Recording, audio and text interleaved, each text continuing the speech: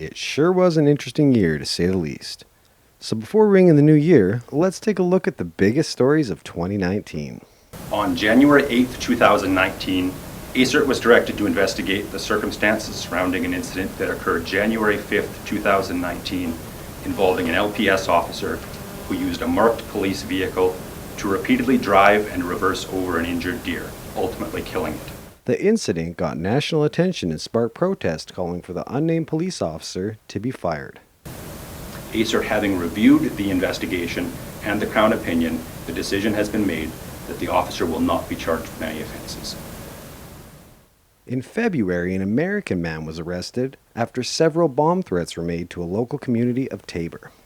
The case wrapped up in November, resulting in a 5-year prison sentence for the man who is from Illinois. Police say it was not a targeted attack, and that Tabor was simply chosen at random. In March, 59-year-old April Dawn Irving was charged with 13 provincial counts of cruelty to animals, 1 count of causing suffering to animals, and failure to appear in court. The case continued to make headlines throughout the year, finally concluding earlier this month with Irving receiving a lifetime ban on dog ownership and over $15,000 in fines. March ended with the start of the 2019 World Men's Curling Championship. The major sporting event was the first for our small city and brought competitors and fans from around the globe. Team Canada made it all the way to the gold medal game, but ultimately came up short with a loss to Team Sweden.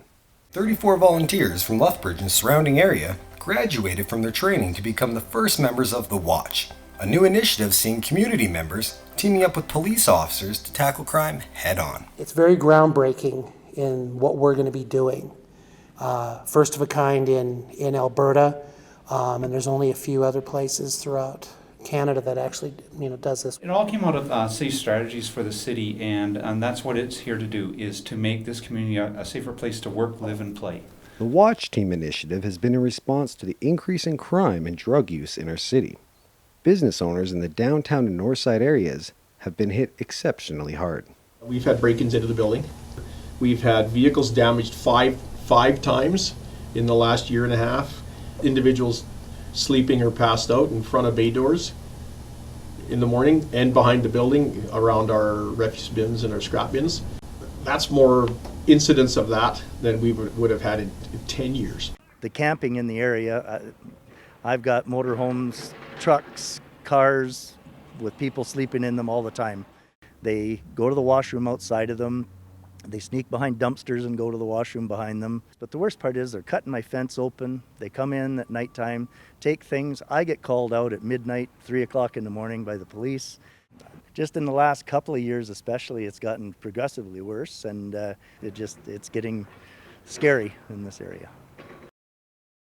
June saw the conclusion of the largest drug bust in our city's history, when back in 2017, several properties were raided, leading to the seizure of more than $1.2 million in drugs, guns, and cash. 30-year-old Drew Boak, originally charged with 8 offenses, pleaded guilty to 1 count of trafficking a controlled substance exceeding 3 kilograms, and received a 2-year federal sentence.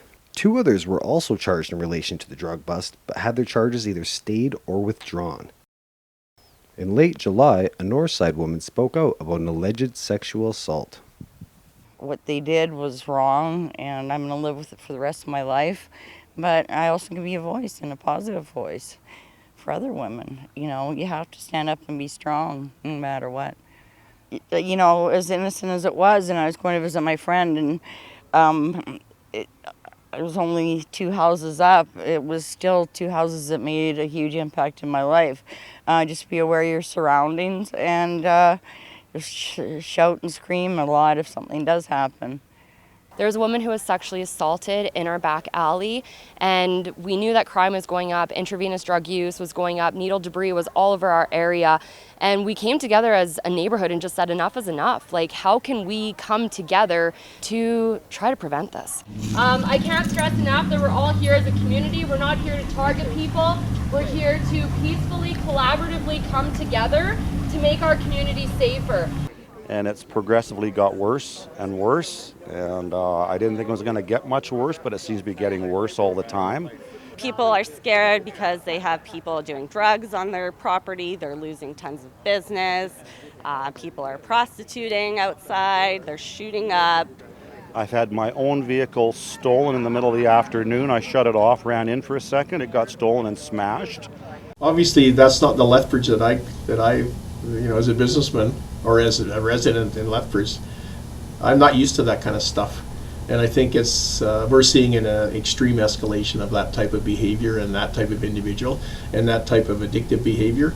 My own brother, my younger brother, was playing in the park and didn't even pick the needle up. He moved some leaves and he pricked him.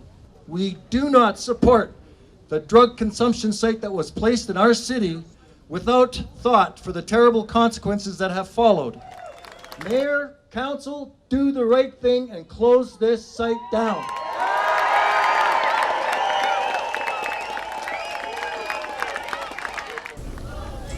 The question has been called.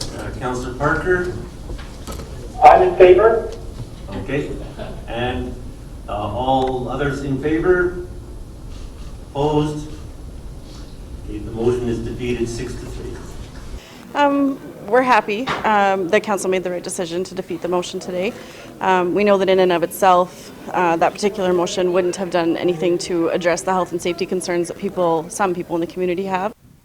A final conclusion in the David and Colette Stefan case. The verdict is in, not guilty. It has shown that justice can come, for sure. That truth can be heard and allowed into the courtroom. So we commend the legacy of Logan today. The renaming of the arena, it will be a constant reminder for generations to come. So I think it's exciting, very fitting that we've named an arena after Logan, the one that he played in, his favorite arena in the city of Lethbridge. And I think what an honor it is to be a citizen of the same city as Logan, who set an example for so many others.